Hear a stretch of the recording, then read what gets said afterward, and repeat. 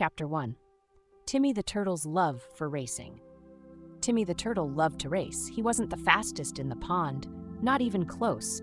The rabbits zoomed past him, the frogs hopped way ahead, and even the dragonflies zipped across the water before he could blink. But Timmy didn't mind. "I may be slow," he would say, wobbling proudly on his little legs, "but I never give up." Every day, Timmy raced. He raced the ripples in the water, he raced the falling leaves, he even raced his own shadow, and sometimes he won. One evening, as the sun dipped behind the trees, the pond grew quiet. The crickets began to chirp, the fireflies blinked their tiny lights, and the air felt soft and sleepy. Timmy yawned and stretched his short legs. That's when he saw it. Way up in the sky, something big and round began to rise. It was slow, steady, and glowing like a giant nightlight. Timmy's little eyes grew wide. Well, he whispered, tapping his chin. "That looks like a good racer." The big round moon climbed higher and higher as if it was tiptoeing into the sky. Timmy squinted. "I bet I can beat that moon in a race." And with a wiggle of his shell, he got ready. He bent his little legs, he took a deep breath. He wiggled his stubby tail for good luck. Then, as the moon peeked over the treetops, Timmy took off, his tiny feet pitter-pattering against the soft grass. The race had begun. Chapter 2. Timmy's determined sprint. Timmy dashed forward. Well, as much as a turtle can dash. His little legs moved as fast as they could, his shell bobbing up and down like a tiny boat on the water. "Here I go!" Faster than a fish, speedier than a squirrel. Timmy huffed and puffed, pushing himself forward. The moon kept rising, slow and steady. It didn't hop, it didn't run, it didn't even wiggle. But it was moving, and that meant Timmy had to go faster. He zigzagged past a sleepy frog resting on a lily pad. "Where you going, Timmy?" The frog croaked, blinking one big eye. "I'm racing the moon," Timmy panted. "And I think I'm winning." The frog scratched his head. Good luck with that." Then he yawned and plopped into the water with a soft plop. Timmy didn't stop. He scurried past a family of fireflies, their little lights blinking like tiny stars. "Hi, Timmy," one of them called. "Why are you running so fast?" "I'm racing the moon." Timmy puffed out his chest. "And I think I'm way ahead." The fireflies all whispered to each other, their lights flickering like they were giggling. Timmy wasn't sure why that was funny. Maybe they were just impressed. He kept going, legs wobbling, breath huffing, determined to win. But when he glanced up, the moon was still right there, rising higher and higher, slow but steady. Timmy gulped. "Wait a minute," he mumbled, slowing just a tiny bit. "Why isn't it getting smaller behind me?" He shook his head and gritted his tiny turtle teeth.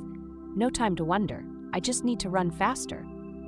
So with all the energy in his little turtle body, Timmy pushed forward, feet pattering against the soft grass, determined to win the greatest race of his life. But was he really winning? Chapter 3. Timmy tries his hardest. Timmy's little legs pattered and pounded against the ground. His shell bobbed and bounced as he ran, his breath coming in short, determined huffs. "I can do this. I can do this," he whispered between deep breaths. But when he peeked up at the sky, the moon was still there, still rising, still glowing. It wasn't behind him. It wasn't slowing down. It wasn't tired at all. Timmy's eyes widened. How is it still going? He scrunched up his little face and pushed forward harder. His feet were tired, his legs felt wobbly, but he wasn't giving up now. A soft hoot sounded from above. Timmy glanced up to see a wise old owl perched on a branch, blinking sleepy golden eyes at him. "Where are you off to in such a hurry, young turtle?" the owl asked, tilting his head. Timmy puffed out his chest, trying to sound as serious as possible. "I'm racing the moon, and I think I'm almost winning."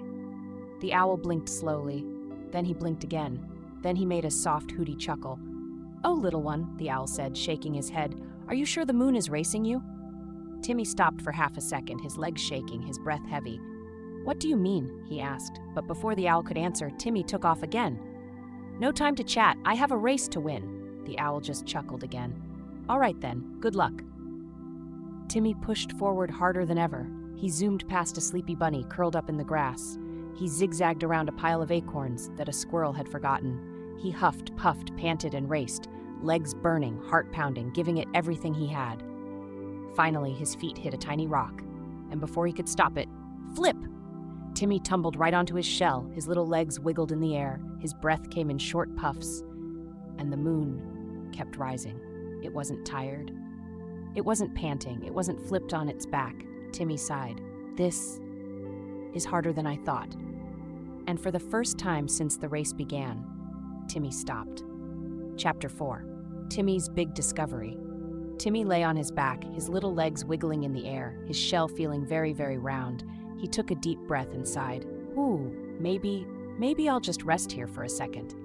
The grass beneath him was soft and cool, and the night air whispered through the trees like a gentle lullaby. Above him, the moon kept rising, glowing like a big sleepy lantern in the sky. Timmy squinted. He hummed. How come the moon isn't huffing and puffing? He blinked. How come the moon isn't tired? He thought really, really hard.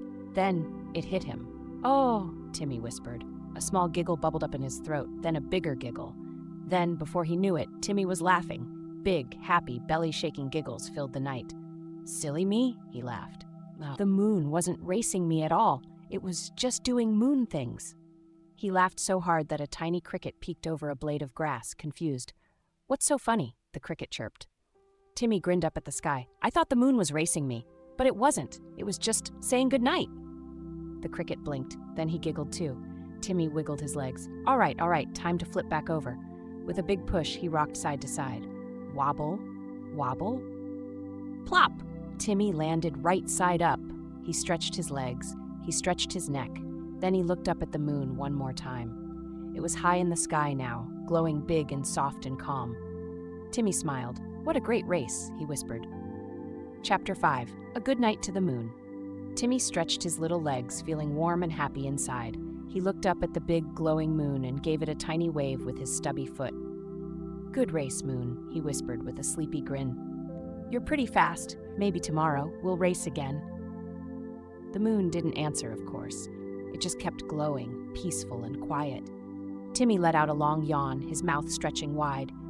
The grass felt soft beneath his shell, the night air was cool and gentle, and the fireflies blinked their tiny lights like twinkling stars in the pond.